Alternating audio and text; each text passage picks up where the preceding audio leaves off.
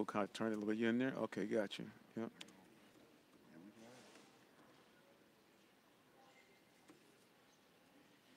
We'll create that episode. There we go.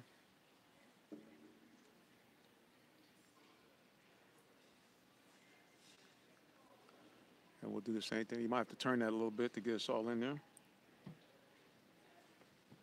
I'll slide over towards you, bro.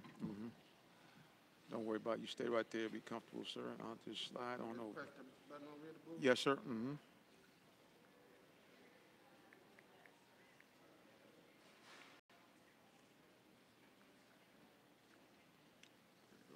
There we go. All right, everybody. Welcome to another one of our live broadcasts. Blog Talk Radio. Please enter your host PIN. When finished, press the pound key.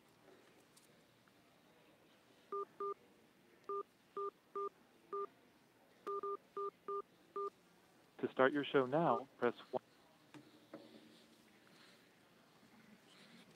Your show will go live in 5 seconds. 4, 3, 2, 1. Blog Talk Radio. All right, everybody. Welcome to another live broadcast of the Real Talk Sports Shows. We broadcast to you from just outside of Atlanta, Georgia, just 20 minutes south here in one of our favorite spots, the Holiday Inn and Suites in Stockbridge, Georgia. And I'm here with two of my favorite guys here. Right to my right-hand side, Mr. Ken Swilling. This guy applied his trade right down at the flats at Georgia Tech, one of the greatest football players ever to lace him up for Georgia Tech. Ken, welcome back, bro. Thank you, kind sir. Good to be here. Good to be here. And speaking of welcome back, our good buddy here, the devious deacon himself, is back in the building. Miles T is here. Yes, sir. Yes, sir. Good to be back, man. Hey, 2001-8, baby. Yeah, you look comfortable with that orange mic in your hand. Oh, yeah, it is. You really do. You look it's like a beautiful color. It stands out. Yes, indeed. We want to give a shout out to everybody who is watching us live here on Facebook and also on YouTube Live. You can find this on both of those lovely formats. So we thank God for each and every one of you, and we're going to make an adjustment so we all can get in. Whoa. Whoa, whoa, whoa. Whoa, whoa, whoa. A little too much moving.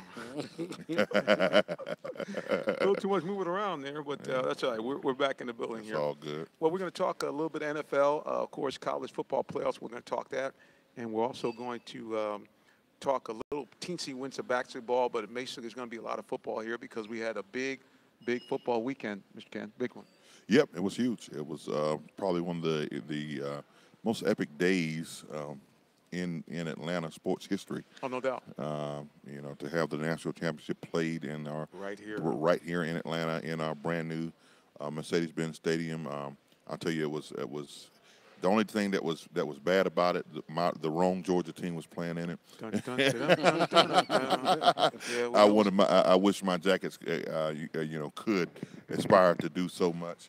I must, as a Yellow Jacket fan, I could not bring myself to root for Georgia. I know. I have told this to several people that there is a very small part of me, the part of me that grew up about 35 minutes away from the University of Georgia, up in Toccoa, Georgia. That little part of me is kind of wanted them to do well. However, the other 99.9% of me is to hell with Georgia all day long.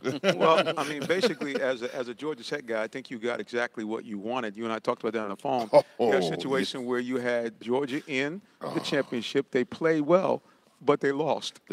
So you don't have to walk around, dealing with the red and black, kind of looking at you saying, hey, we got one, and now we're back in front. I'll tell you what, man.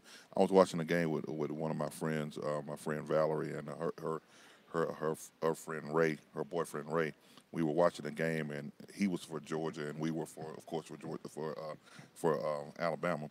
But when the guy, when Tua threw the ball and the young man caught it, I screamed like I was from Auburn, Alabama. I screamed as if I was from Selma, Alabama. I screamed just like I grew up in Tuscaloosa. Well, I got to tell you something, which was really bizarre.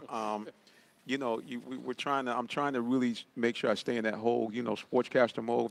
And if you're in the press box, which I wasn't, by the way, but if you're in the press box, they tell you no cheering in the press box. Right, They're very exactly. funny about that, because if that's the case, they tell you need to go buy a ticket Right. and go out there and watch the game. But I got to tell you, when I saw the sack first, I said game over. Right. Because I said, you already got a guy that shanked stuff from 30.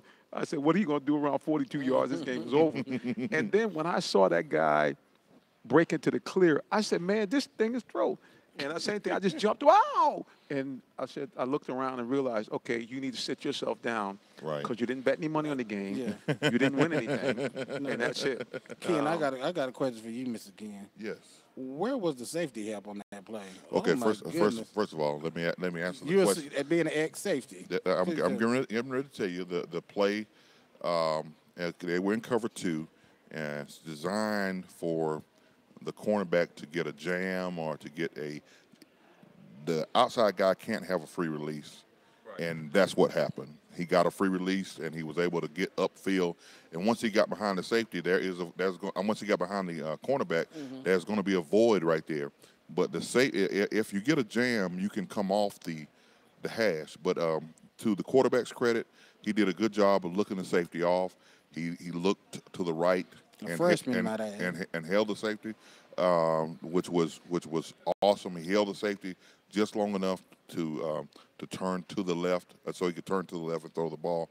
The thing about it is, the safety misplayed it because he should not have been on the hash, because he should have went. You're always taught that even in cover 2, no matter what's happening, unless you got somebody that's an immediate threat down that hash or in the middle of the field, you needed to drift off the hash. He needed to be almost in between the hash and the numbers. And then he wasn't backpedaling hard enough. He wasn't deep enough. Because as you notice, when he got ready to turn, he was already behind the play. Yeah. So it was one of those things that as a former safety, I know I don't look like a safety now if you're looking at me on Facebook or he said former safety, right? So the guy, about 100 pounds or so ago, it was one of those things where, I played safety, so I understand the nuances of it and what you're supposed to do, what you're supposed to look at, where you're supposed to be, and to Sanders, Mr. Sanders just didn't play it well. It was sad. I hated it for them to get that close and to be able to taste the fruit, but not be able to swallow it and drink it all in. It was kind of all right with me though. Yeah, I knew I was going to get to that, but let me go back to this whole way the thing was set up. I mean, Tua in his press conference and even post-game comment, he talked about, this is amazing. This guy's a freshman, okay, coming from literally not halfway, all the way from around the other end of the country, came from Hawaii. Right. He said, as a freshman in the national championship game, he said, when I saw the coverage in a cover 2, I looked him off. I mean, and you watch the replay, he actually moved the safety, he moved the safety with his head. What kind of young men are we producing that at 17, 18 years old, they can walk onto the biggest stage? And, oh, by the way, didn't play a minute in the first half, not 1 minute. Right. And the thing about it is, everybody's been talking all week how brilliant Nick Saban is. The most brilliant thing that Nick Saban did was kind of be disloyal to the guy that had kind of got him there. And, it took a lot of moxie to me. If you ask me, it took a lot of moxie, took a lot of stones to do that because, Jalen Hurts had got him to that point. But Nick Saban realized and recognized that it wasn't his night. Right. And, it wasn't like I was telling somebody earlier today, it wasn't like they were down 28-0. Right. They were only down 2 scores. Right. But the way Georgia was playing defense, it seemed like they were down by a whole lot more just by the way they were stymieing Alabama's offense. So for him to come out in the second half and say, hey, we're going to make a change, we're going to go ahead and go with Tua, and we're going to go ahead and see what he can give us. And then once the young kid gets in and goes a 3-and-out, then he scores a touchdown, then he throws a horrible interception. And the first thing he did as Tua was come over and put his arm around Nick Saban and say, Coach, don't worry about it. I got it. Right. I know I messed up. I'm okay. It's going to be all right. And, people are thinking that this was some kind of panic move, or this was something that was, that Nick Saban, panicked in that moment. I think he knew exactly what he was doing. He was able to watch this kid all season long, Right. from the spring all the way to that last week of preparation, and he knew the moment wouldn't be too big for him. Was able to come in and do some things that they needed to do because they needed to throw the ball. They needed to loosen up Georgia. And I was telling somebody earlier this week that it's hard when you prepare for one guy, and all of a sudden the next guy is in, Right. and he is the same but different. so different. But different, right? But different, because now he is a really threat to throw. He's a really threat to thread needles and pass the ball and do what the other guy could not do. Could not do. So that loosened up Georgia's defense, and for a minute that made them get rattled. But I tell you what, to Jake Fromm's credit, he came right back and threw the touchdown, and I said, "Oh my, this might be Georgia's night." Right. He threw an 80-yard bomb to number 4, and I said, "This has got to be." That night, shout out to Nico Hardeman. He's from Elbert County, which is right around the corner from Toccoa. I'm about to say right next door to you, probably. Well, Yep. Listen, guys, you're listening to the Real Talk Sports Shows. We broadcast to you, as we always do, simulcasting. We are on blogtalkradio.com. You can find us there. Just go on to Real Talk Sports. We also are broadcasting on YouTube Live, and, of course, we are on Facebook Live as well. So we appreciate each and every one of you who have joined us here on the broadcast. And we actually have a way for you to call in. You can call us. Phone number is 347-326-9991 as we're talking right now a little bit of college football championship. Well, guys, I got to tell you, what was interesting to me was not only making that decision, but, I'm going to give myself a shout out, guys. If you go and look up my tweets, this is not something I did after the fact. If you look at my tweets about, I guess game time was around 8:30-ish, something like that. A half an hour before game time, you will see on Real Talk Sports tweeted the following. Said that although our heart is with Georgia, said we look for Alabama to win in a thriller 27-23. Wow. Yeah, no joke. No joke. Yep. So I got to rub myself on the back. Had they kicked the extra point, I would have been right on the money. And really what I thought not necessarily the way it went out with Tua, but I did think that at some point late in that game, that Alabama, having been there so many times before, would not be rattled. The other thing I posted on social media was the eerie similarities between that game when I was watching it, when Georgia got 20-7, the eerie similarities between that game and the Falcons and the Super Bowl. And the weird thing is a guy who follows me on social media actually posted, and you can go again to my Twitter site and see it. He actually posted the side-by-side scoreboards. It was right around the same time in the third period. Georgia up 20-7 over Alabama, and then a split screen right next to it. The Falcons up 20-3 over the Patriots. Just a weird thing. And then considering, and what made me think about that is the ties between those two organizations. A lot of people are not aware, but there are some pretty deep ties between Alabama and the Patriots. The biggest one between two head coaches, right, who served in the same staff. I mean, Nick Saban was Belichick's defensive coordinator when he was at Cleveland. At Cleveland, I actually played. That's right. That's when you were there. So I was I mean, at the end of the day, these guys, have this tie, and we certainly know that Patriot coaches and Alabama coaches have spent time with one another, and they have that championship pedigree, that ability to say, hey, we're just not going to lose. Right. Question: Where does this win and this victory put Nick Saban in the lore of not just college coaching, not just football coaching, but coaching period? What does this put him? Well, he already was elevated as considered to be one of the best coaches. Especially in college for sure. Now he's tied to, the legend himself, Bear Bryant, 6 national titles. The thing about Saban is he can say he's won national titles at 2 different schools. Right. Which is kind of tough. You're talking about you going from LSU and did what he did there, and then to turn around and go to Alabama, and now this unprecedented run of, I guess it's tough but not surprising. Not with the LSU talent they have, but well. I mean, at the end of the day, we got to put him up there at one of the all-time best coaches, certainly in college history, and he's coming close to being one of the best all-time coaches. Period. Right. Because you look at what he's done. in such a short period of time, what I guess is now 6 championships in 9 years or 5 championships in 9 years. Right. Just having that kind of run.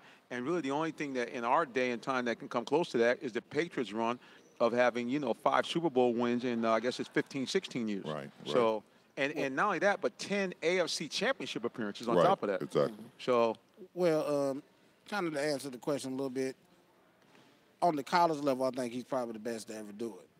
But we saw his resume. I don't know the exact stats and numbers on his resume in Miami when he took over. Had full management, all that and everything. Both sides, college and football level, I guess we can't really put him there because, I mean, if that's the case, we can have argument with Pete Carroll. 'Cause look what he did at USC, the little dynasty he had up there. And then the dynasty he had in Seattle that he got going on, which is went bad since that bad Super Bowl call. That's when the Seattle Seahawks is like completely dropped off.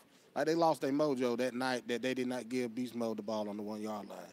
So he's kind of like, you can argue with him saying he's done it on both levels. So he would have 2 Super Bowl rings up under his belt as an NFL coach and at least one I know at USC at least. Okay, I know this coaching in the pros is totally different. The thing about Nick Saban is he loves talent. yep. And when you are a college coach, you can accrue the right amount of talent at your will. You got a chance to get 25 young men to come into your institution that will be 5 or 4 stars or sometimes 3-star athletes that you can come in and groom.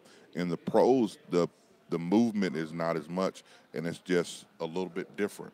It's just it's a lot different. You got the money aspect, you got all the other things that come into it, and a guy that you might be paying a lot of money might not be as good as somebody else. The key is at the pro level is to get young talent that can really play, that's really cheap. Yeah. And you're not paying. Russell Wilson. A la Russell Wilson, a la, those things, a la kind of what the Falcons are doing right now. Right. We're in a window of time where we have an opportunity to win before we start having to break all of this stuff down and break it up because you're going to have to start paying people and you can't keep everybody.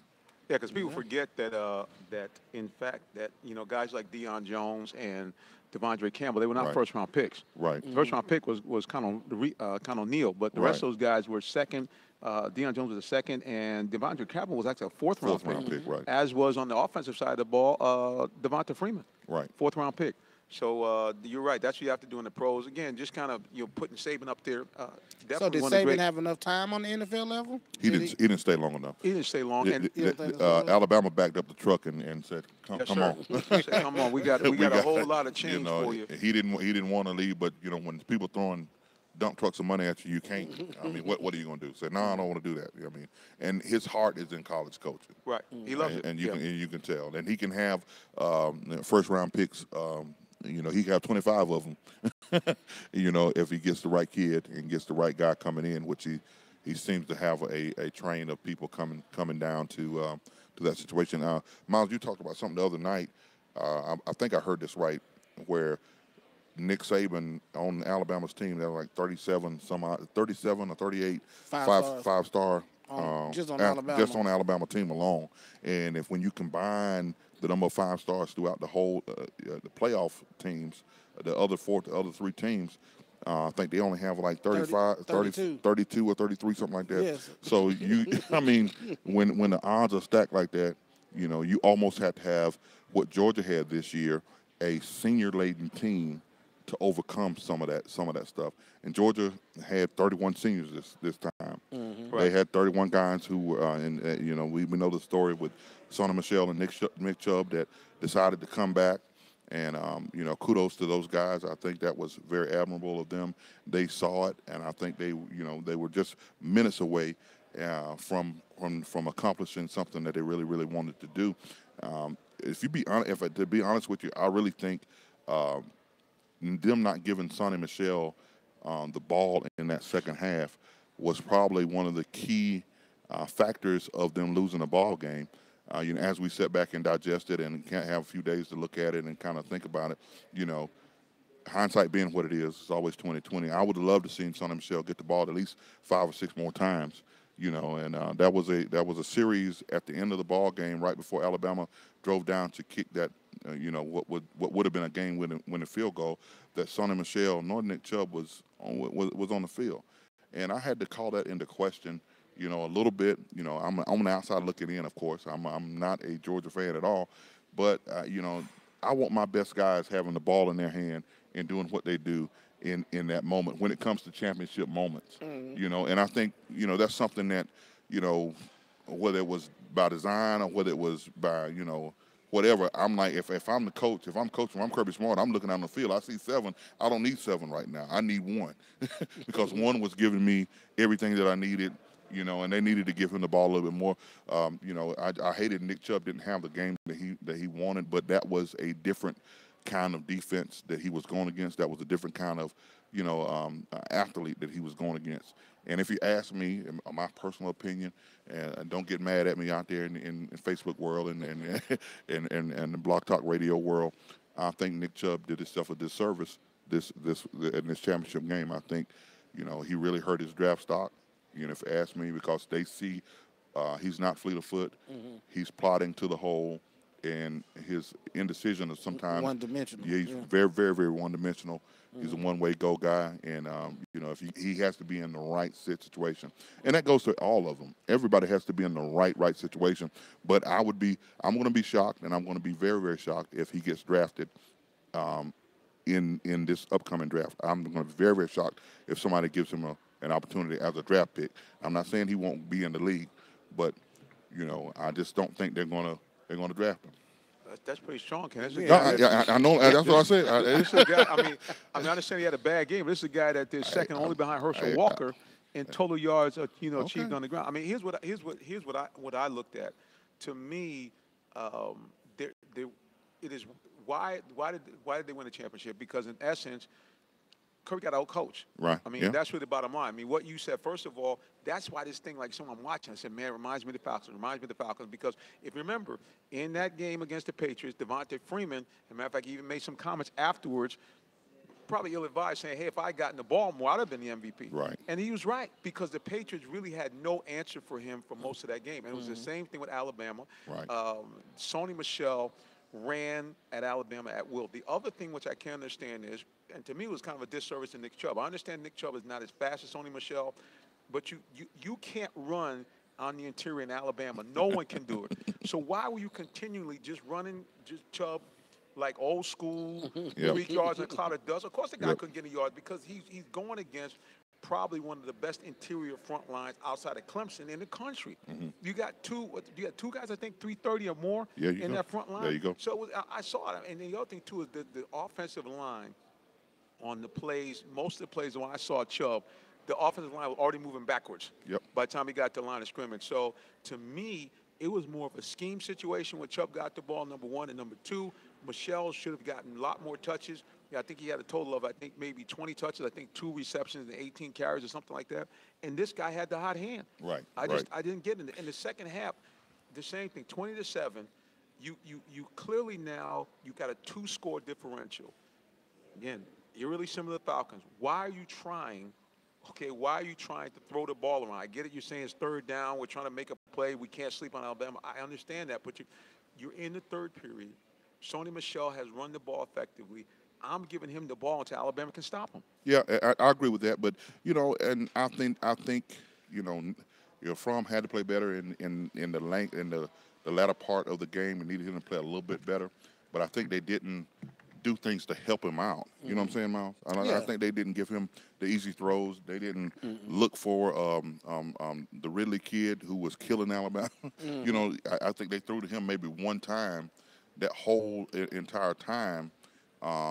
Going into that in that third and fourth quarter, that was one pass to him, and he was dominating pretty much the whole night. Yeah. And, whoever was on his side, whoever he was up against, he was dominating them. So it was one of those things where hopefully Georgia learns from their situation, and as I always say, You know, you never know when you're going to be able to get back to a situation like that. You never know when that's going to happen. And I believe in Georgia's case that they will be able to get back into a championship situation, a championship game. How soon you talking about, Mr. Swilling? Huh? How soon you talking about, Mr. Oh, you know, Georgia has set themselves up right now. They can't go backwards. Oh, I understand that. I But I'm talking mean, about, you you talking about national championship or? I'm For those who are talking watching about- on Facebook and on Periscope. I'm gonna show you these here. These are the programs from the that's national nice. championship right here. This is Georgia's, and this is the Alabama Crimson Tide right here. Here's the official program. And you can Miss see Miss glossy Simmons, I and might have to slick. get one of them from you before. I know where you're gonna get them. them from, bro. I'm not the national championship scope. I'm just me, the guy, fellow guy, kind of grabbed as many as I could get out of there. But at the end of the day, man, it was a like I said, I just think it was a situation with a master. Kirby Once definitely again, dropped the ball second half. He just got out coached. I mean, he just got out coached. I mean, Yeah. we can kind of mess around and say, and then the Georgia fans are hollering about the refs. And yeah, there was some missed calls. Right. Certainly, the offside was probably the most egregious call on the punt. That was probably the worst. But at the end of the day, you still had a 2-score lead, 2 touchdowns, and an extra point lead, and in the third quarter, and you couldn't put the game away. So it's. Can I ask y'all a question right quick? Go ahead. Let's go to the other side of the ball for a second. Jalen Hurts for the whole night or for the first half, he was 3 of 8 for 21 yards. Right. Now, supposedly Clemson was supposed to have the best defensive line, best front seven in college football, right? So what did Kirby do to? And we all knew that Jalen Hurts wasn't no accurate passer before this game even started. So I want to know what Georgia done to shut down Jalen Hurts, and Jalen Hurts ran all over Clemson, supposedly the best defense front line in college football. I know Clemson ain't got a Roquan Smith though, so I really think that's what was the key, wasn't it? First of all, that was a shot against the ACC. You know that. I could care less what he's talking about. I That was a understand shot right what he's there. saying. Right, you know. But you know, to answer the question, Roquan Smith is the difference maker because you're able to kind of mirror Jalen Hurts with him and kind of you know, shut that down, shut anything down that he's doing or wants to do or thinks he can do. And once Jalen Hurts couldn't connect on a pass play or not one pass play, you know, it kind of made it made him very one-dimensional. And what they did was he never does. They rushed him, but they didn't rush him with the full intent of we're gonna sack him back there. They rushed him with the intent that when he takes off running, because he's a one read kind of guy. You know, when his read is gone, that one read is gone, he's gonna take off and most times he's gonna come out to the right. So they did a real good job of coming to the right and forcing him back to the left. Rushing him to flush him out the pocket. Right, to flush him out the pocket, you know. And Roquan Smith can catch, I don't know, he can catch everybody, you know what I'm saying? Yeah. There's not too many linebackers that's going to run like him. And, you know, this kid, Roquan, I know you're out there and you're trying to make a decision. I know you're praying and asking the Lord to help and guide your decision making, but he already spoke, son. It's time to go. Time to go. Time to go. Yeah, you ain't got nothing else to prove, brother. You have nothing else to prove. And the other thing, which is interesting, it was really a tale of two halves because, again, very similar to the Falcons and Patriots game. And I know Falcons fans said, dude, will you get off this tip? But it was the same thing. In the first half, the master was out coached. Right, exactly. Because in the first half, really, Georgia was able to move the ball very effectively. And they had Alabama on their heels, really, for most of that game. I mean, they really did. I mean, especially the running of Nick Chubb. And I just want to clarify, it was even worse than I thought. So Michelle only had 14 carries, but he had, you know, almost 100 yards. And so why, you know, again, he didn't get the ball more. It baffles me completely. Yeah, the bulk of those carries were done in the first half. Yep. You know, I don't know. I can't, for the life of me, figure out why coaches get cute and start thinking, well, we got to do this, we got to do that. I'm not changing anything until you make me change something. Right. I mean, they would have really had to do something special to Sonny Michel, or he might have had to been injured or whatever for me not to give him the ball. You know, at least 10 more times in that second half. There's no question. I mean, and he did. And see, here's the thing: the way you're set up, it's the same thing with the Falcons. You don't have to necessarily give him the ball via the handoff. You have a Right, situation where you right. can throw a screen, you can throw these balls out in the flat, because you look at it, you ran a guy, and you like you said, you ran his stock down for the draft, but here you got Chubb. Chubb gets 18 carries Yes. for 25 yards. How many yards per carry is that? That is 1.4 yards a carry. And then on top of that, the only time he got a reception, he was hit behind the line of scrimmage Right, for a exactly. negative play. So you basically Right. have a guy that touched the ball 19 times and only got you 24 yards. Right. Well, that doesn't make any sense. And meanwhile, the guy standing next to him is giving you 7 yards a pop. It makes no sense at all. I mean, and that's in-game recognition. I mean, somebody's got to say, "Hey, Sony's hot." Right. I mean, somebody on the staff got to have the stones to say, "Hey, Sony's hot. We got to get him the ball. We got to find a way." And most of the time, that's got to be the head coach. Yeah. It's got to be the head coach. I know they deal with having total autonomy or whatever with these coordinators, but you know, I saw him standing beside Mel Tucker. He was kind of dictating what Mel Tucker would do, but you know, I'm up there. Hey, Jim Chaney, hey, put Sony in the game. Yeah. Sony, come in, get in the game. I don't care what we call it. Get in the game. If we look at this, though, last year, I don't know if y'all remember not this last year, just passed, but the year before that, the Tennessee-Georgia game, when Tennessee won that by a Hail Mary. Right. Yep. Now, Georgia was killing us in that first half with the run. Second half, they got a little cute, started throwing the pass. That's what got us back into the game. So my question is just an immature coach right now, or is this going to be his? Well, I want to say that wasn't Kirby Smart though. Kirby Smart was it? Was that Kirby Yeah, Smart? he was there. him. That was his first season. Okay. Oh, that's first season. Okay, you're So right. basically, you're is he going to be a halftime? Is he going to coach real good in the first half and not be that good in the second half? Or is he going to coach not good in the first half and be good in the second half? Or because I mean, that's the difference between a great coach like Nick Saban. Well, the thing about it is, not to cut you off, but the thing about it is, when you get a coach that gets a lead and you come in at halftime, everybody's going to make adjustments to what you do or what you do. You've got to have a game plan coming out of the second half, and but initially you want to at least run some of the similar things that you did in the first half just to see what adjustments they have, so you can come back with another counter. And it did just seem to me that it was just the wrong guy with the ball in his hand. To me, if you ask me personally, that's what happened in that particular ball game. It's just Sonny Michel should have got the ball a whole lot more. They should have tried to get the ball. I mean, Jake Fromm wasn't playing bad, but Alabama did enough to get them off schedule. Right. When you get a team off schedule and they kind of lose that momentum, it's up to the coach now to get them back on task, get them back on, whatever you got to do. The play that they had down on the goal line where they went into the little wild dog with Nico Hardeman and they ran and he ran it. That was a genius play. Right. But they come back on the 3rd and 2, do the same movement, and I'm sitting here in my living room saying he's getting ready to get a ball to Sonny Michel. Yep. I said it before it even happened. My friend was like, How did you know that? I said, you can just tell what they were going to do because Alabama now had adjusted. They had 2 people outside waiting on it, and next thing you know, boom, there it is, handoff, 3rd and 3, stopped. Right, but again, that's the difference between the master and the pupil situation where he just got out coached. Now, Right. I know Miles is asking the question, hey, does this mean the guy is a one-half coach, all that kind of stuff? I mean, all I can tell you is that everybody.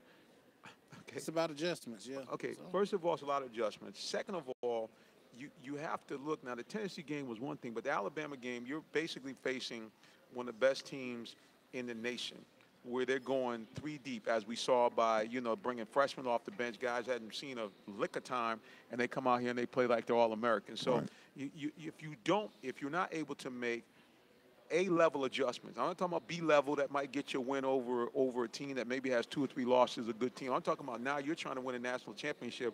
There's no room for error. There just isn't.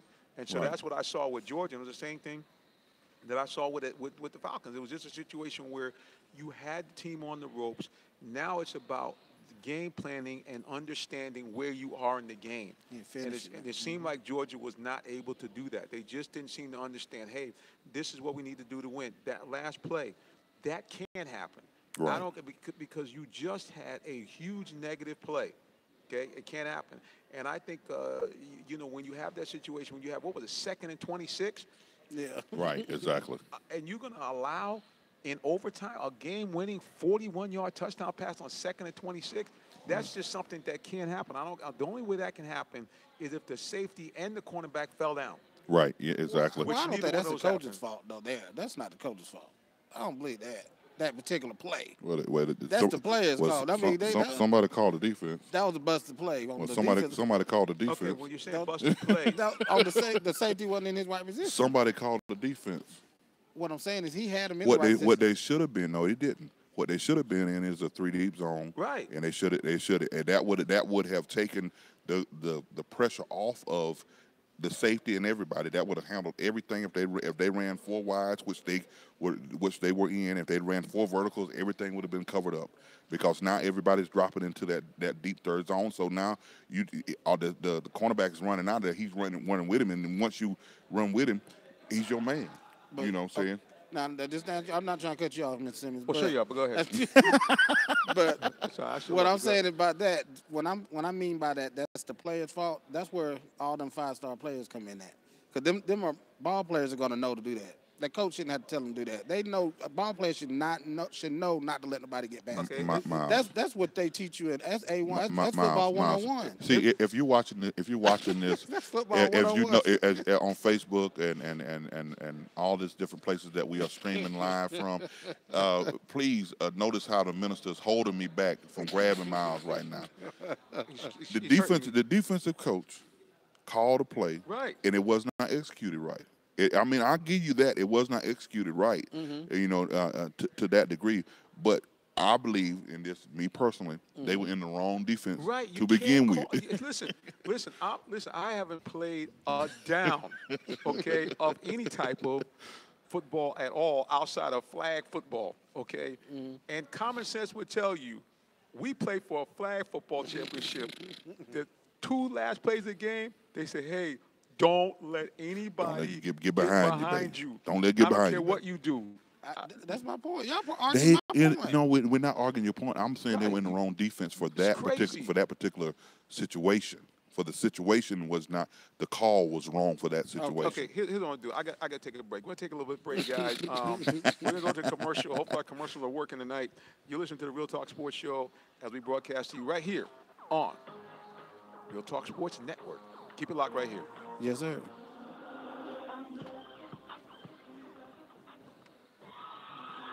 Attention promoters, event organizers, and committees. If you're looking for a place to have your next big event, you All right, guys, on check Facebook, out we're taking a little bit of break here in the action here. I'm gonna try to get some water, cool off, because I can't take it with my Specializing in the following areas: CD release parties, What I'm showcases, saying is, fashion that shows, that man movie beat that premieres, man 10 yards birthday down the field. celebrations, They wedding got blown off receptions, the line. banquets, pastors' anniversaries, special events, and more at the C Room Multiplex. I played We middle also linebacker. offer No, I catering didn't and win. decorating packages.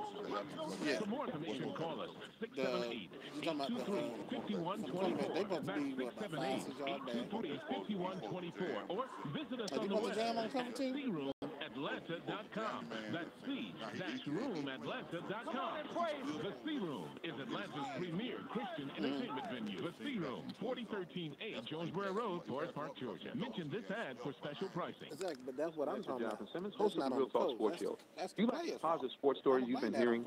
Well, partner with us to blame that help on the keep the players. good news That's of what they sports supposed to on do. the air. And them We have great 5-star audio, guys. video, and internet advertising packages They available would have had that jump for together. any I'm size trying to business say, or event. that Nick 7 Contact defense me wouldn't have got directly at busted like that on the wide open pass like that. 410-9833. See, I tried to take a commercial break. And No, he just got, We'd that love to was a partner nice with you catch. to keep the That good was a news nice of All right, catch. get ready, Jess. We're coming back live.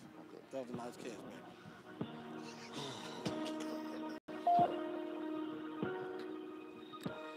Welcome to the A. All right, we're coming back live here on the Real Talk Sports Show. We broadcast to you on multiple channels. We're on blogtalkradio.com. Real Talk sir. Sports has their own network. You also can find us on the Real Talk Sports TV network on YouTube. And, of course, you can go to our Facebook page and find us broadcasting to you live as well. And excuse me, one minute thing, Mr. Those of y'all looking, I got my elbow on Ken's leg, not my hand, so y'all don't get that twisted up. It look, it's kind of close over here, but it's all good. Now, Miles, you are aware that there's a certain procedure when we come out of the break. I have to finish Oh, explaining I'm to sorry. people what we're doing. Then if you want to explain to people what you're doing I'm over there, excited, man. or you I'm try to excited. keep yourself together, that's fine. But I don't think anybody's concerned about where your hand is or what's going on. It seems like I'm certainly not. right. Do I need to separate you But like these No, people I'm now good. do? that but now that Okay. you said good. something, Right. Slide over a little bit more. That's what we try to tell you in a nice way. Well, we're about to wrap up our college football segment. Again, you're looking forward for the, a lot of people talked about there was some national pushback. Of course, you know about this game being an all SEC championship. Of course, Yes. being played in the place where they play the SEC title game, Right. being played in the South. There was a lot of pushback, people talking about they won't watch the game and so forth. But here's the bottom line on game watching. If the game is compelling, people will watch people the game. watch the game. That's really the bottom line. This game was very compelling. Have the final numbers come out yet? I don't know. Let's kind of see if we can pop up on here and see if we have anything about the TV ratings about the college football championship. And again, guys, if you want to chime in on the broadcast, we actually do have a call-in line. Call-in line is 347-326-9991, and you're listening to the Real Talk Sports Show. And we're going to take a look and see if we can find what the ratings are here. And here's what it says. Playoff TV ratings are up. Okay. It says Alabama's CFP national championship win over Georgia earns the second highest TV bowl rating. Says Like ESPN ever? What's that saying? This year or? I can go here, but that's what it's saying here. It says ESPN scores as Alabama wins national title in overtime. It says ESPN scores big ratings as Alabama has scored the national championship. And it says they rise on the return here. Let's see if I can kind of get some actual news from ABC News as we're looking here on various websites trying to get this information for you about where this was in the pecking order. But, again, you'd have to be deaf, dumb, and blind and not understand that this thing had to have, huge ratings. Because, again, you had a game that had a great storyline, the master against the mentor, mentor against the mentee, I should say. You had a situation where you had a team that had been a dynasty versus another team which is trying to, make their own mark in this. So, and then the game went to overtime. Right. Yeah. And it had twists and turns, ups and downs. You really couldn't turn the TV off. So, I mean, let's see here. Let's see what the headline says here. It says, pushing through. And, of course, every time we try to get anything here, they kind of spin us off. You know how it is when you try to get information online. They make you do a bunch of ads. And You got to give it up to Georgia, too. They had, in the semifinals, they had a double overtime, and then in the championship, they had an overtime. So, the Georgia didn't want their season to end, did they? No, man. I mean, like I said, you got to give them credit. I mean, even though we can say, and I said it, and that Kirby was out-coached in some key points in that game, there's no question that Georgia, they have nothing to be ashamed of. Okay, let's read it here. It said with a 16.7 immediate market results across their main channel, ESPN2, ESPNU, and ESPN shattered double-digit rating declines that had hit the NFL this season. So, they said last night's primetime game is up 9% in the early ratings over the Clemson-Alabama game of last year, which was an epic game. And it said, this is what you're looking at here. And it says, as it stands, last night's game is the second best metered market result of the college football playoff era, with only the 2015 Ohio State-Oregon match topping it out. Of course, that was the matchup with Marcus Mariota and Ohio State with Ezekiel Elliott just running for 200 against Alabama. So that was a compelling matchup. But it said no question about it that they were up 8% all across the board, with their ratings. So this idea that the game wasn't going to be watched because it was a regional game, it was a bunch of junk, man. I mean, just like you said, too many compelling storylines. That's crazy. I didn't hear that, man, that they wasn't going to watch it. I didn't hear that. Yeah, people were talking about that. People were talking about how down it could possibly be because you had only teams from the South that were in it, so they were worried about the West Coast and everybody else. So I got a cousin in Kuwait. Shout out to my cousin Berwin Patel Swift, but he's over there. Him in his service too. Yeah, sir. yeah, he's over there. Well, he's over there as an independent contractor at the moment. Okay. But he was like, I'm going to sleep. I'm going to get up at 4 o'clock and I'm going to watch the game. So it's just one of those things where people will watch it if there's a compelling matchup, if there is a compelling storyline, people want to see it, people want to be a part of it.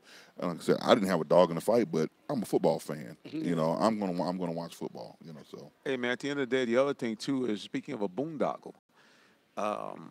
the city of Atlanta and certainly Arthur Blank, which was very interesting. That Arthur Blank was actually at the game and did the same thing, got it on the field late in the game. And that's because he's saying basically to everybody, said, I told you so. Because this game, everybody, if I can hit my slang, everybody got paid. Okay? Oh, yeah. Oh, yeah. The PSL people, the ones who were smart, my good friend and buddy, if you're watching me, it's probably my fault. I should have reminded you that you should have got your tickets and resold them. Right. Because in essence, it was setting records. I think the only game, it might have been that Ohio State-Oregon game that was the only game that was close in ticket prices. The escalation had gotten up to over $2,000 a ticket.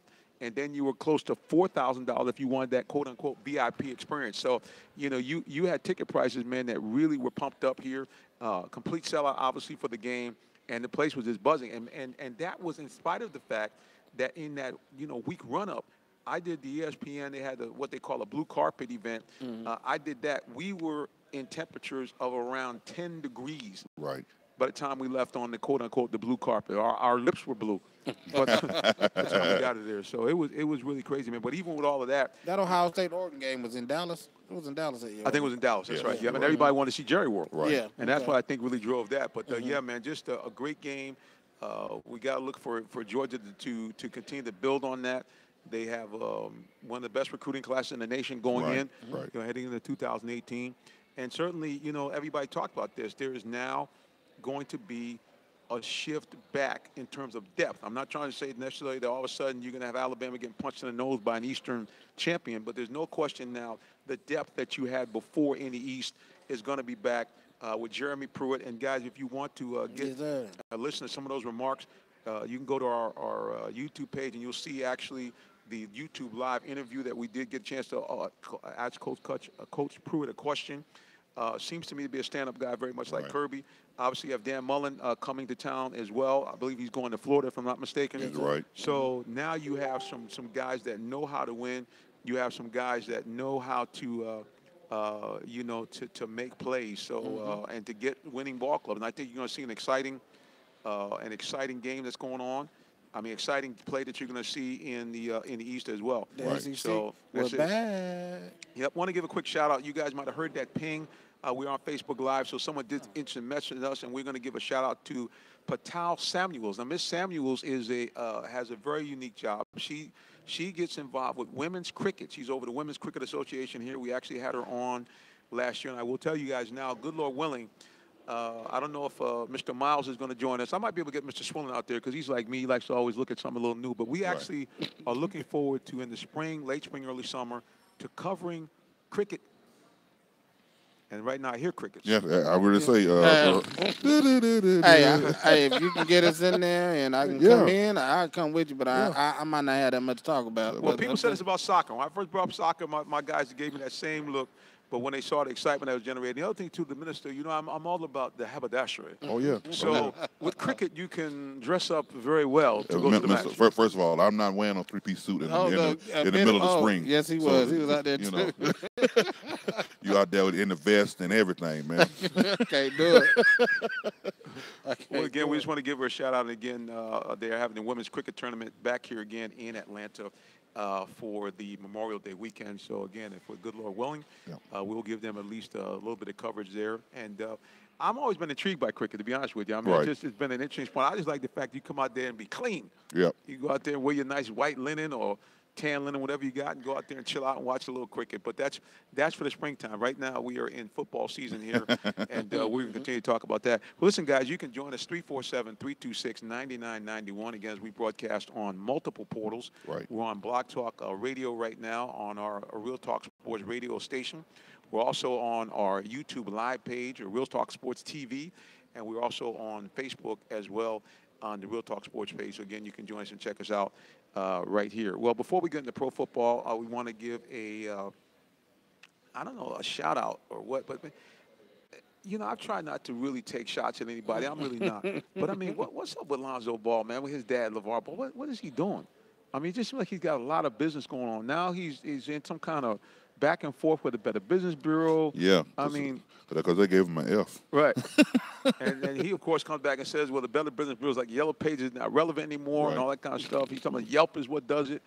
But I don't know, man. I mean, it just seems like he's in the news too much for me. He took a shot at Luke Walton, said he's lost the locker room. I mean, Right. Yeah. I mean, it's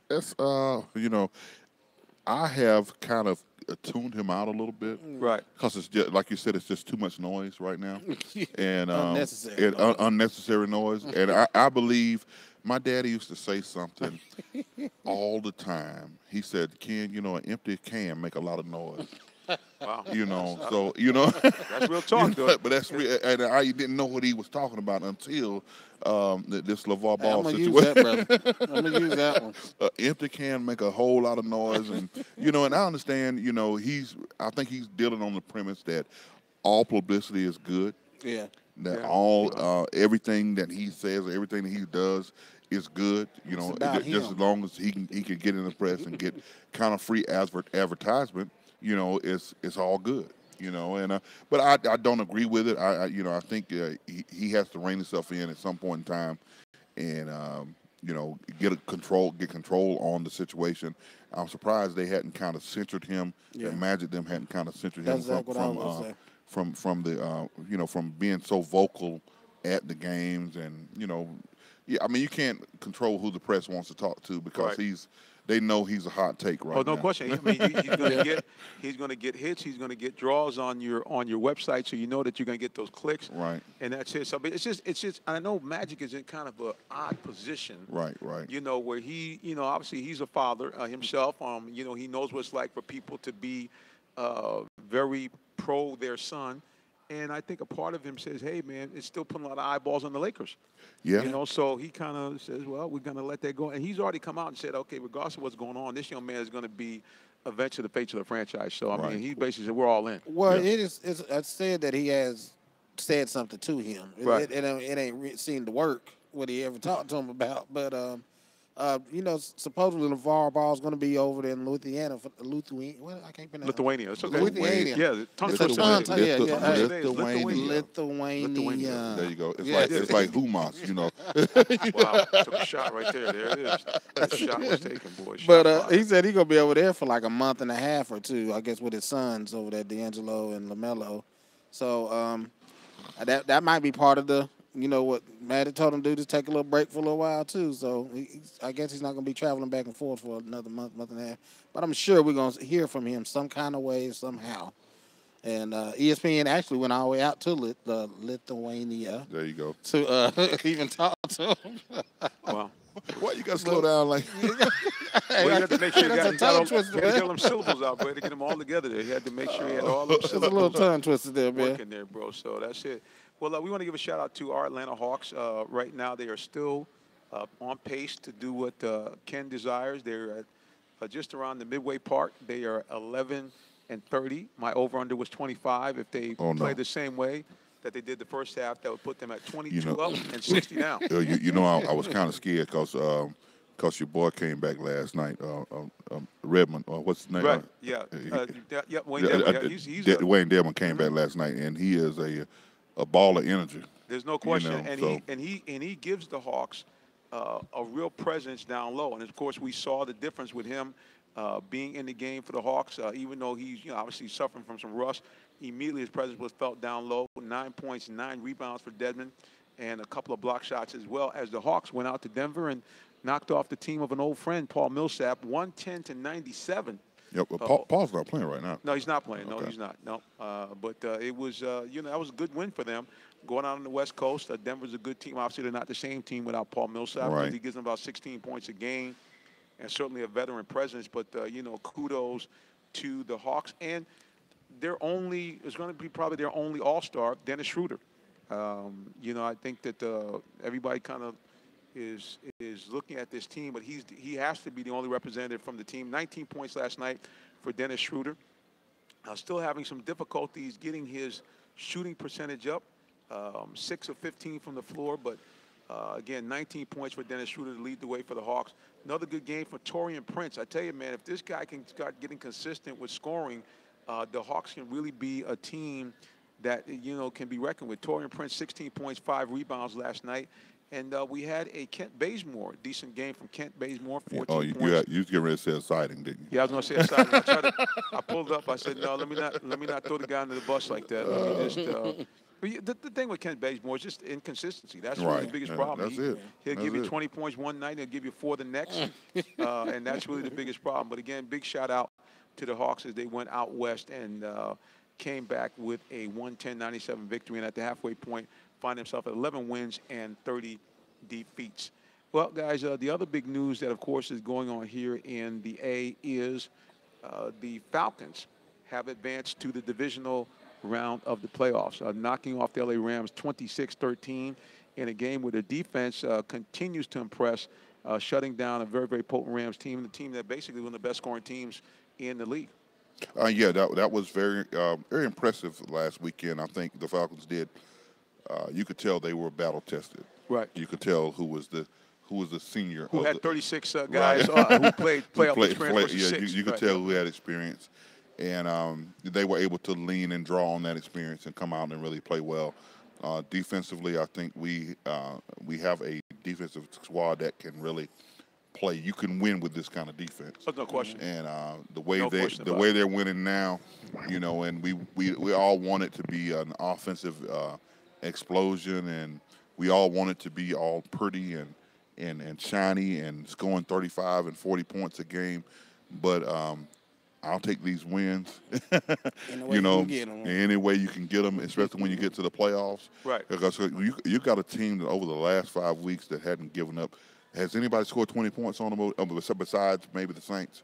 That's it. I think that was the only team in the last 5 or 6 weeks that scored over 20 points on them.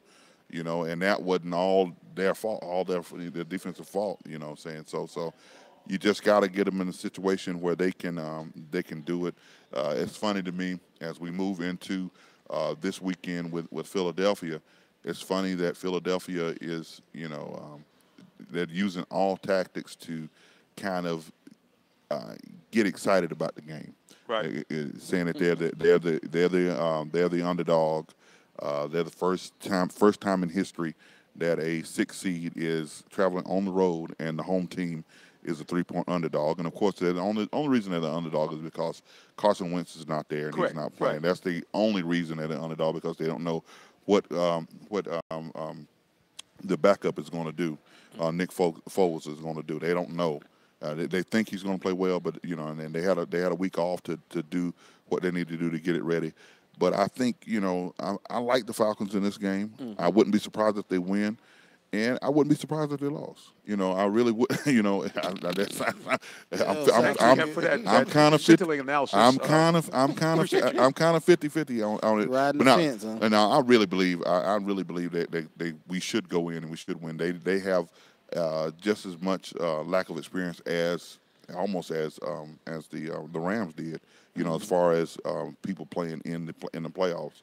But at this point in the division round, that kind of matters not. I mean, people are trying to get to that dance, and it's going to be very interesting to see if we can contain Jay Ajayi, who came up here when he was with Miami.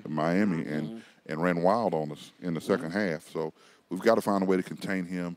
We've got to make a way to speed up Nick Foles and hopefully get him throwing the ball high, get him throwing the ball low, get him throwing the ball all over the place, and play just good solid defense. I'm a defensive guy, so I love that the defense is balling. Mm-hmm. So I'm not an offensive kind of guy, so I really love that the defense is balling and they're doing what they need to do, and we're winning the way that we're winning right now. Well, you got to get especially the Atlanta Falcons offense showed up last week. They played balanced. I think Matt Ryan with 21 for 30, 218 yards, 1 touchdown. They ran the ball like 34, 35 times. 39. 39? Was it 39? I'm 39 sorry. times. And they just kept them balanced, kept the defense off balance on St. Louis, LA. And if they keep with that recipe, the way this defense is playing, I mean, there's no reason why they should not win and easily go back to the Super Bowl, maybe, go to the NFC Championship and maybe even go back to the Super Bowl, because even with Carson Wentz playing, which Philadelphia would be a better team, the way this defense is playing, I'm still not sure they wouldn't beat them with Carson Wentz. So this defense has been very impressive. Like I said Friday on Game Time Sports Talk Radio, I would take this defense over any team in the playoffs right now, even when the playoffs first started. So, I mean, there's no question. This is probably one Jacksonville. Jacksonville? Yeah, right now, just because defense. I mean, I don't know. Jacksonville, you take them over them? I'll take them over Jacksonville right now. Atlanta's defense. Well, because they've been good from the beginning of the year. See, Jacksonville was a surprise a little bit. No, they wasn't. Yes, No, their defense was a surprise this year. You predicted Jacksonville to go to the playoffs this year? I didn't predict them to go to the playoffs. We're talking about their defense. Their defense was right there on the cusp, and with the acquisition that they made it look as if they would be very special this year. I didn't think they were going to be this good. I thought they would be very good with Calais Campbell, adding Calais Campbell, I knew that. getting Jack healthy, and those two cornerbacks that they have. Jalen Ramsey is probably one of the best corners. AJ Boye on the other side, getting him from Houston. I thought that they had a formidable mix to be very, very talented and very good. And then we didn't know that. That they would, that Houston would not have a quarterback. Yeah. We didn't know that Andrew Luck wouldn't play. Yeah, that's true. We didn't know a lot of those things, but I thought that, that Jacksonville would be a very, very good defense, that they would be a little bit better than I thought they would go. Once I found out that those other guys wasn't playing, and that, they didn't, it was going to be, they were going to at least make it to the playoffs. Well, Let's get in the. I didn't see them make it to the playoffs. I saw them getting better from last year. Well, the only question that we had was Bortles, though. That was really the only question that you had. But what I'm saying is, with the Falcons defense, they made it to the Super Bowl last year, and they wasn't that good as they are now. And we knew they was going to be better this year. So I was expecting this from the Falcons defense. Didn't I say a top 10 defense last year? You did mention that they would be a top 10 defense. And listen, I'm gonna give you credit where credit's due. Their defense, and Ken said that earlier, their defense is balling out. There's no question about it. And there's not too many to take over them. Well, but again, you're talking about a Jacksonville team that they had the highest point differential, I think, in the NFL. Mm-hmm. These guys are blowing people out by again, winning in spite of Blake Bortles on offense, because now everybody realizes he's the weak link. Right. That if we basically just stop the run, we put 9 guys in the box, this guy can't do anything. Right. He's terrible. Mm-hmm. I say he's terrible, and now he has the nerve. He has the nerve to actually use your boy in a conversion, saying, well, I don't care what people say about me, because people say bad things about LeBron James. Right. I'm thinking to myself, sir, you could have used another person to compare yourself to. Well, I understand him, because they talked about Jesus. So if they talked about Jesus, guess what? They're going to talk about you. But, Jacksonville has found a way to win. I mean, they won an ugly, ugly game. If Buffalo could have done anything on offense, they could have beat them last week, because Bortles just does not have it, and they've got to make a move at that position, and because I think they've got too much talent around. Lamar Jackson. They get him. Like I say, they've got to do something, and I'm not saying it's Lamar Jackson. I'm saying they've got to make a move and get I would like to see a veteran quarterback come there. Somebody that can lead them into a situation. I'll tell you what, they would be even good if they went and got Alex Smith. Well, I'm going to tell you something. That's a very good possibility, because clearly Kansas City is ushering him out of the door. Right. And he's an usher. Well, they are, because they basically, you bring a guy in that is, considered one of the top 5 or top 3 college quarterback prospects coming out of the draft. You draft him in the first round. Right. Number 1 overall. Yeah. Right. So what that's telling, well, it wasn't 1 overall, but I'm saying he was their number 1 Their draft pick number for 1. Kansas City. But you got a situation where you bring this guy in, and of course now lights are fired on Alex Smith for the first 7 games. He plays lights out, and then the guy falls asleep at the wheel. Then he wakes up the last 4 or 5 games of the season. Right. And then they play an unbelievably stupid second half against the Titans, and they find themselves out again. Out of play. Now, people, here's the thing. Speaking of that, we're going to jump into that for just a second before we even talk Falcons.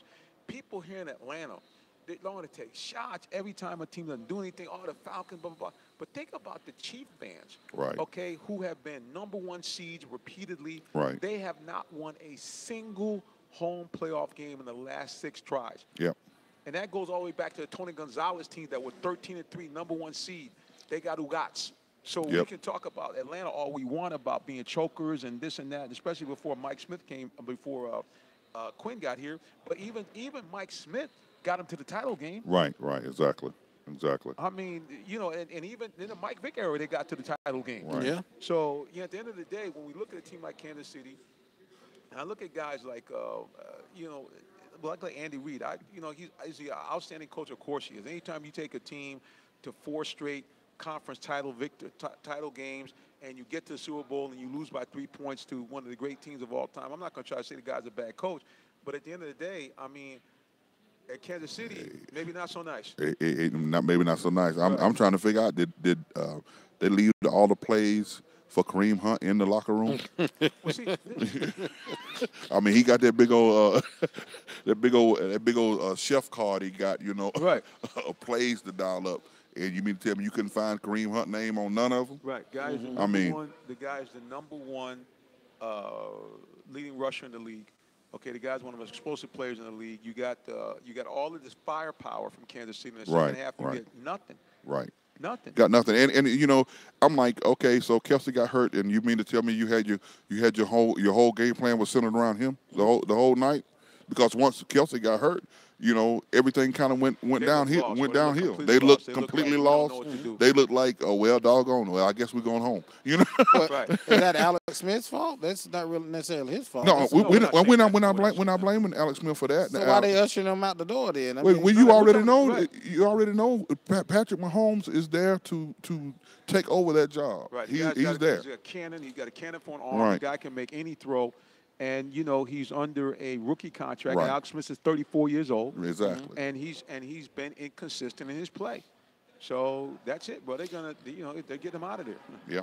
And Alex Smith, and he is the reason I say he would be a good fit in Jacksonville, because Jacksonville need a game manager. Right. They need a guy that's not going to put them in harm's way. They need a guy that can make all the throws, that can do everything that he does and offers to a team. And and that can be kind of that consistency that they need at that position, right, and not hurt his team. Now he's that guy, and I think he'd be a great fit for them. But I'm not putting all my. I wouldn't put all my. I wouldn't put all my marbles on my money on Mr. Pat Mahomes either. He's not proving himself. So, but like you said, they getting him for like cheap or whatever. Anyway, they're not gonna have to pay him a lot of money, but he's not proving to me either. He's a Texas Tech product, which every Texas Tech quarterback throws for 6,000 yards a season. So he's not proven yet, even though his intangibles are good. Yeah. But he's not proven yet. Okay, the only way that he's going to get proven is be put in the fire. That's true. And the only way that he's going to get put in the fire is that Alex Smith is gone. Well, I would draft something else this year just in case he doesn't work out. Well, you can get somebody in the second or third round. You drafted him. You drafted him in the first round. They're not going to go back to back with two quarterbacks like that. That's not gonna happen. If you can get something in the third round, I keep throwing his name out there because his name seems to be dropping. Lamar Jackson. If you can get Lamar Jackson in the third and fourth round, you ain't gonna put your money. You ain't gonna get him. Let me ask you a question. Are you his agent? Are you getting some money? Hey, no, I'm just every saying. team that comes up, they can draft Lamar Jackson. The Falcons. Lamar Jackson. Right. Let him learn from Cam. Lamar Jackson. Because they keep telling him he's dropping. They keep saying he's dropping. He is dropping. Yeah, so that's a steal deal. That's almost like this mic out of my hand. He's dropping, man. He's dropping, man. I'm telling you, he is dropping, man. I hate to say it and I hate to see it. That's a once in a lifetime talent. That game, and I agree with you. Mm-hmm. I love his talent. I love everything he does. The problem I have with him, he has poor footwork. His feet are horrible in the pocket. Mm-hmm. I think he is a one read kind of guy. He doesn't run readily like he normally would do. But in that league, at the next level, Duplex cordially invites you to book your next artist or to host your next big event at the C Room, specializing in the following areas: CD release parties, showcases, fashion shows, movie premieres, birthday celebrations, wedding receptions, banquets, pastor's anniversary, special events, and more. At the C Room Multiplex, we also offer catering and decorating packages. For more information, call us 678-823-50. That's 678-823-5124. Or visit us on the web at Room@Atlanta.com. Talk about the Falcons. Falcons, we're talking about the Saints against Carolina. Since you're a Saints fan, we'll jump right in there for you. Jonesboro Road, Forest Park, Georgia. Mention this ad for special I'm sorry. Yeah, you're talking about that game and then talk about what you think the chances are against Do you Minnesota. like positive sports stories you've been hearing? Well, partner with us to help keep the good news of sports on the air. We have great Oh, you want to audio, turn video, so- and internet have you advertising just bring your packages chair a little available bit this to way. promote Bring any your size chair in this way business just or so we event. can get you in the camera. Contact me directly at 678. Are we on camera too? Yeah, we're on camera too. Live stream. Send me an email. Sales@realtalksports.net. We'd love to partner with you to keep the good news in sports on the air.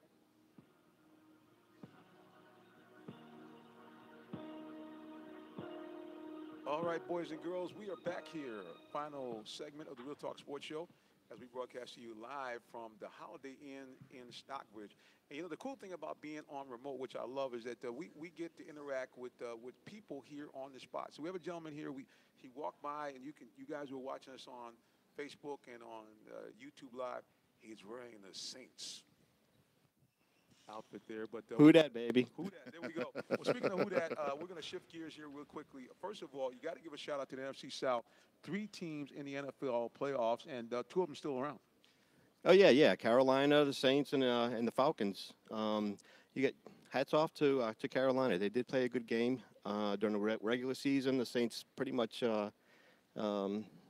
slaughtered them, and during the playoffs they held their own. In fact, my heart was beating a little fast there at the end of the game. You know, one of the things that we've been talking about, even in the college championship game, and some of the other games, some really strange coaching decisions. Because at the end of the day, if you really think about it, and he did the same thing against the Falcons, Sean Payton made some calls down the stretch, which really brought both the Falcons and Carolina back in the game with an opportunity to win. Of course, matter of fact, the game here cost them the victory here. Right. With a really, you can't play for a win. This is not baseball. You play for the win on the road. You don't do that. You play for overtime and let the chips fall where they may. So that was really. But before we go on, just give us your first name again here. Give us a shout out. My first name is Bill, and who dat? I want to say Bill. everybody back. Say hi to everybody back in New Orleans, and I'm gonna be watching the Saints game Sunday. That's for sure. Well, speaking of those Saints, obviously again knocking off Carolina is very, very rare that you can beat the same team 3 times in a season. But now you're facing really. If you look on both sides of the ball, probably one of the best teams still left in the playoffs with the Vikings. What do you think the big key is for the Saints to be able to pull this thing off on the road? All right. So I don't think they're going to pull it off. I know they're going to pull it off, and I'll tell you why. Okay. I like that. Well, I like no. that. I'm going to tell you why. Okay. Okay. The Saints played the Vikings the first game of the season. Right. When they played them, they didn't have the two-headed monster. True. At least They not had- operating the way it is now. No. They had Ingram, and they also had Peterson. Right. Okay. That's right. Camaro's on the bench. Right. Yeah. Kamara was on the bench. So Peterson was playing. Right.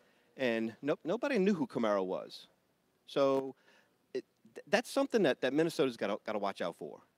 So when everything is said and done, I think the Saints offense is going to be the only offense that's going to really, give it Okay. give it to Minnesota's defense. I would have to kind of agree with Bill. I really think Minnesota I could see where they would be kind of lax going into this game because they did handle New Orleans quite handily at the beginning of the season. Alvin Kamara has proven to be a very valuable asset to Sean Payton.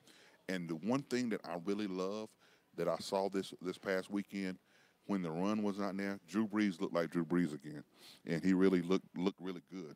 So that's going to be a key to me for them to really go out and do what they need to do to get the victory.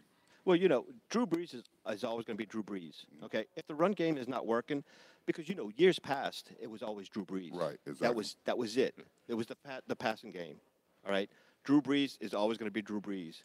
This year, he's got the luxury of a running game. Right. Both with Kamara and Mark Ingram. And the defense has played really, really, really well. That's the second thing. That's When the big key. Minnesota played the Saints in Week 1, the first 3 weeks of the season, the Saints looked like the old Saints. Yeah, the Right. Saints. Yeah. Okay, horrible defense.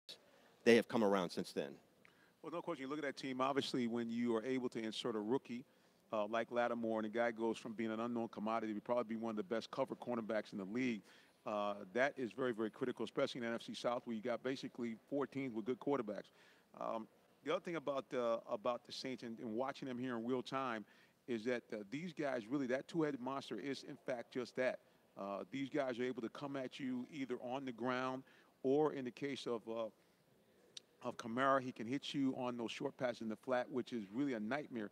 Now, I will tell you this, with Barr and the other guys they have in that Minnesota linebacking core, you believe me, they got the guys that can stay with him, especially Anthony Barr. He's a fleet-footed guy out of UCLA from a couple of years ago, sideline to sideline type of guy. So to me, it's going to be a compelling matchup. I think it's going to go right down the wire. But the difference that you guys have in your favor is that you guys have Drew Brees at quarterback and Minnesota does not. Well, without a doubt, Minnesota has an awesome defense. But I do think with, Drew Brees, what else can you say? I think that's going to be the key to that game, no doubt about it. And I think that everybody here, especially guys who follow the Falcons and the Saints and our NFC fans, I know what everybody really wants. Yeah, we want everybody wants round part 3. That's what everybody really wants, round 3, which I think would be really, if you think about it, a lot of people talk about these regional games and nobody's going to watch. If you had a situation where the Falcons and the Saints were playing for the NFC Championship, that's going to be much-watched TV. I mean, first of all, Ken, I know you appreciate being a defensive guy. Yeah. That's going to be the snot knocker and head knocker game.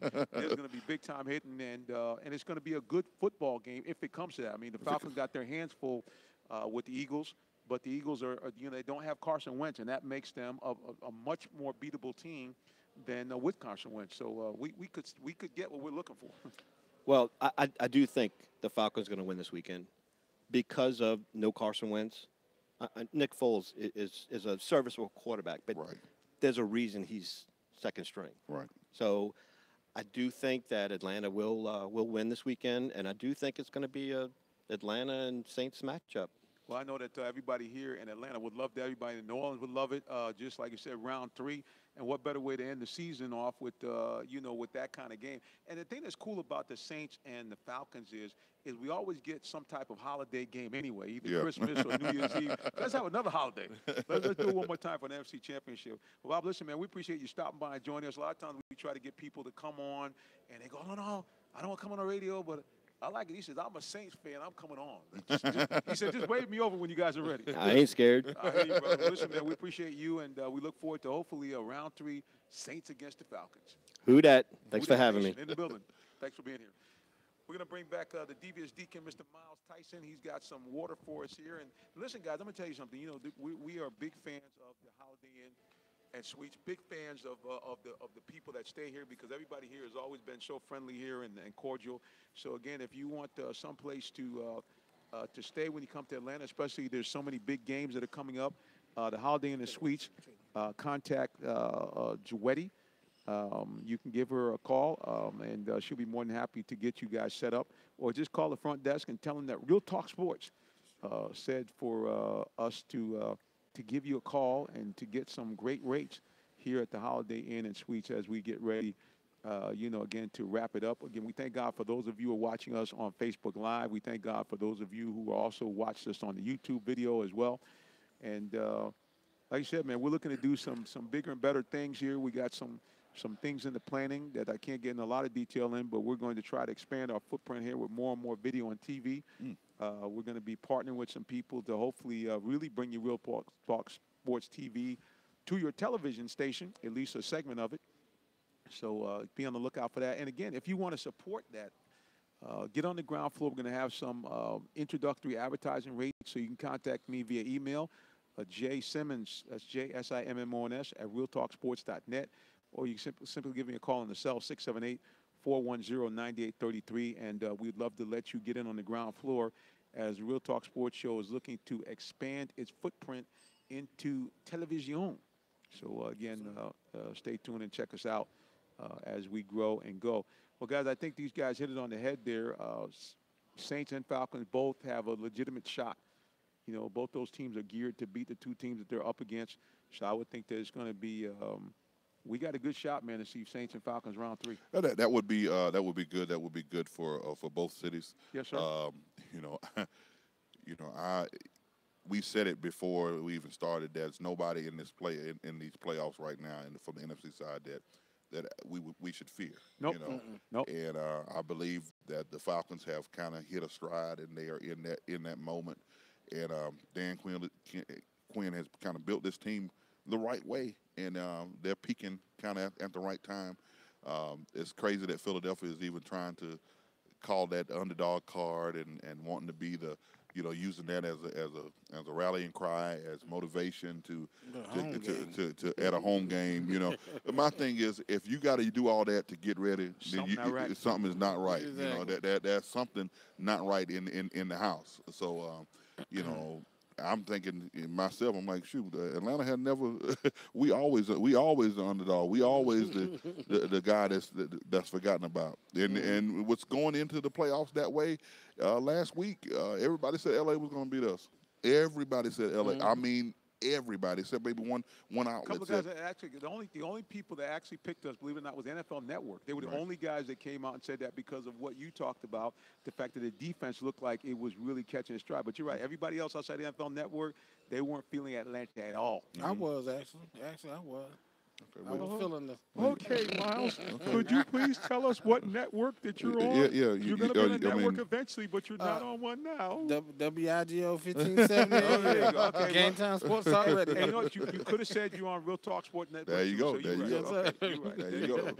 And we know we give you kudos when you want a cookie or something like that. I really do. Yeah. I really You do. want to get you some fries from the bar here or something? I want one of them burgers, man. They smell good over there. really The burgers. smell good. And I got to tell you something, guys, about their food. Okay, the burgers here, the reason why they smell good is because they do something which is a little different. They actually have a 3 beef grind. They actually take, they actually use a brisket. Oh, wow. They actually use a regular beef and then some type of other upscale steak. So they actually take 3 different cuts of meat to make that burger. And I got to tell you, the burger is... It's got a unique smell to it. It's very tasty. Very tasty. I'm getting ready to taste one. Amen. Oh, taste and see Amen. that the burger is good. Amen. Amen. And we're going to do that in just a second. Again, if you guys want to come out and join us, we're looking to come out here on Thursday nights and have a good time. And like I said, if you're here in the audience, we'll be more than happy to get you on. The other thing, too, if you're a business, you have the unique opportunity to actually do a mini commercial on the air. Not just your standardized 30-second blah, blah, blah. You can come out here, and we'll let you come on and talk to people for a couple of minutes. And, of course, then we'll have the video available to replay as well. So, again, come on out, man, and check us out here at the Holiday Inn right here in Stockbridge, just minutes outside of downtown Atlanta. But real quick before we get up on out of here, your picks in the AFC. We got Pittsburgh with, once again, a little drama. But Le'Veon Bell wants to then talk about his money. Yeah, that was crazy. Well, unfortunately, that's not good because the last time a running back said something before a big game, his team lost. Yeah. I'm just saying, Devontae Freeman and his people made a little chirp, chirp, chirp for the Super Bowl. And my thing is, okay, y'all had all last week, right, to do all that. Right. Now you want to get into the. And I understand this is the week when the game is, so everything's gonna be hot and everybody's gonna have a hot take. While we talking about the after season, I want a guy that's committed to winning right now. Well, I guess he's thinking, well, if it worked for Devontae Freeman, and he's thinking I'm better than him. It might work for me. Right, it might work for me. And to Devontae's credit, at least when he was running the ball, he had an outstanding Super Bowl. Now, blocking, that was another situation. Yeah, but we won't talk about that. All right, so you're looking for Pittsburgh to get some revenge on the Jaguars. Certainly, Ben's not going to throw 5 interceptions again. Oh, no. That's not going to happen. He's not going to throw 5, but they're not winning. Oh, no. Uh-oh. Do that. No, I got with Blake Bortles at quarterback? I got Jacksonville. I got Saxonville coming going into Steeler Nation and coming back with a victory. I'm telling you right now, Jacksonville is the most dangerous team. They are dangerous. No doubt about in the that. AFC. Right. They are dangerous, that defense man. Is nothing that to play defense with. is stymieing right now. Right. I'm trying to tell you, don't be surprised. Don't be surprised. He didn't throw 5 interceptions by himself. Yeah. Believe that. Believe that. I got to go on the other side with an upset. I'm going with the Tennessee Titans over the Pittsburgh Steelers with the drama that's going on down there a little bit in New England. Foxborough. Over New England. And I got Tennessee over Well, we wouldn't expect you to be anything less. You're gonna stay with your team and with your state and with your city and all that good stuff. So I understand that.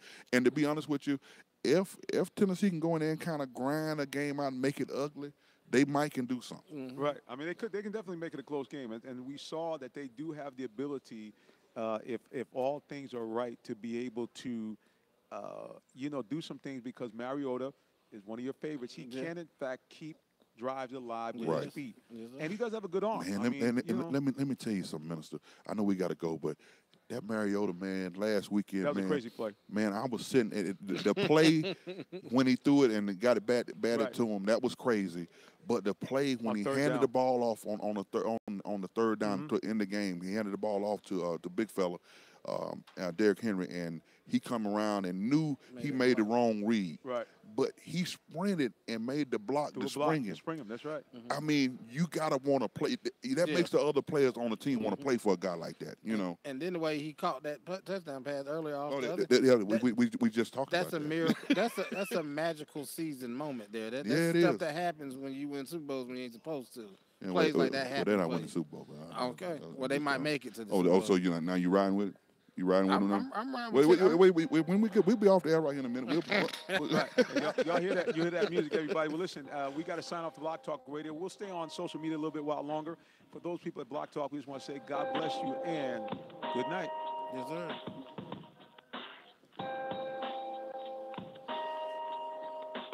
Thank you for using Blog Talk Radio. Goodbye. Now, what Miles doesn't know, folks, on social media, we still live. We still live. Miles is just dropping the mic. I know he wanted to drop the mic in such a big way, and he has dropped the mic on us. So that's it. But listen, guys, again, we appreciate you. Great stuff going on here. Just press that button right there in the middle. Bingo. We know the batteries are low, even on our iPad, so we're going to be signing off in just a minute. But, again, always enjoy coming out here with you, Ken and Miles. Oh, man, it's beautiful, man. Thank you, Minister, for the platform. Yeah, man. Beautiful facility. Nice location here. Very, very nice location. They got the rustic bronze sinks in the bathroom, y'all. It's like rustic bronze color. Hey, it looks real nice. That was a lot of extra information, real nice. Bro. Rustic bronze bathroom sinks. You know, he works for he works for a paint company, so he think you know all colors. So, right, I got you, bro. Well, I mean, listen. At the end of the day, it is a nice place, and I want to give a shout out to my good buddy. I think she's probably resting now. April Lance Sentmanot, who was on with me for a couple of years on my Wednesday ministry show, recovering from an operation, doing well, and actually spending some time here at this hotel. So we want to give a shout out to her, and just looking for continued blessing. I want to shout out to Miss Juetti, who is the sales manager here. We thank her for her just giving us an open ability to come out here and come out and have some fun with you guys. And like you said, man, come out and join us. We're going to be out here, have some fun, get yourself on the mic, get some good food. Because we're going to get something before we get up out of here. That burger is calling me, man. Right, it done called me like 3 times. Ken. Well, there you go. No, it's not going to call no longer because I'm going to get up out of here. Well, listen, everybody, before I go, the minister always has to tell you, I didn't get a chance to do it on Block Talk. If you don't know the Lord Jesus Christ, your personal Savior, I want to tell you, please, man, please do get to know him today. Nobody loves you like Jesus. Absolutely no one does. And, of course, that's the only way by which you can, in fact, enter the kingdom of heaven. Miles, your sign-off, sir? Yes, sir, man. Once again, thanks for this platform, Mr. Simmons. Always a pleasure to be here with you and Mr. Swilling and Real Sports Talk Radio and Game Time Sports Talk Radio on a new day, Tuesday, 7 to 8. Tune in, y'all. That's a beautiful thing, yes, man. Sir. 7 to 8. Go ahead. Live, laugh, love. It's always sign off by saying, a little more hate, just a little bit less if you're out there. I'm just glad that we made it over into from 2017 over into 2018. This is a new year, new beginning. So we're ready to do this thing, and you look forward to all the things that God has in store for us. And just glad to be here. Thank you, Minister. I really appreciate you involving me. If you'd have told me this a couple years ago, if I'd be doing this, how about that? I probably would look at you like you were crazy. But the Lord knows all, and He does all things well. So I'm glad to be here. Okay, certainly we appreciate you, man. Appreciate you taking time out to join us. And again, we're just excited to be here, and we look forward to doing some great things. You guys know I'm in in the process of trying to get everything set up so I can be reconnected. But again, we're looking forward for that to happen, and we're looking forward to being better than new. So again, we thank you guys for just being with us and staying with us as we go forward, man. Like I said, we're looking to do some really nice things here on this show, both with audio and video. So again, stay tuned and keep it locked. All right. But you know what that music means? That's a little smooth sunset. A little smooth sunset there. Yeah, we'll give you that as we sign Give off. you the sounds of That's the right. smooth jazz as we leave the scene. Got the deep voice on that with That's you. right. I had to get the deep voice in there, guys. All right, everybody. God bless you and have a great night.